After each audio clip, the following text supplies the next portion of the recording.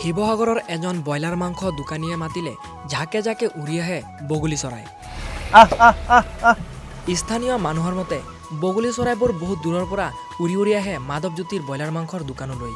আৰু মানুহে কয় যে দিনৰ ভাগত বগলী চৰাইবোৰ খাল বা বিল বা জলাশয়ত বা খেতিপথাৰত ঘূৰি ফুৰে, কিন্তু আবেলিৰ ভাগত যেতিয়া মাধৱজ্যোতি বৰুৱাই যেতিয়া তেওঁৰ ব্ৰইলাৰ মাংসৰ দোকানখন যেতিয়া খোলে, তেতিয়া বগলী চৰাইবোৰ ঝাকে ঝাকে ঝাক লাগি উৰি আহে মাধৱজ্যোতিৰ ব্ৰইলাৰ মাংসৰ দোকানলৈ।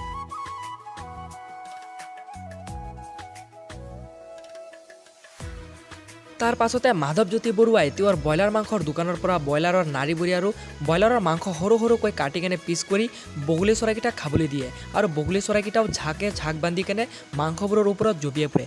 এনেকৈ এতিয়া বগলী চৰাইকেইটা প্ৰতিদিনে মাধৱজ্যোতি বৰুৱাৰ ব্ৰইলাৰ মাংসৰ দোকানৰ পিছতে খাবলৈ প্ৰতিদিনে উৰি আহে।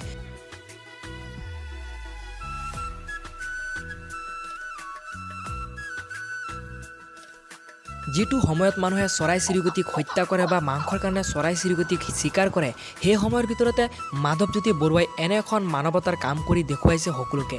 মাধৱজ্যোতি বৰুৱাই কয় যে প্ৰথমে তেওঁৰ ব্ৰইলাৰ মাংসৰ দোকানৰ কিনাৰত 2ৰ পৰা 3টা বগলী চৰাই আহিছিল।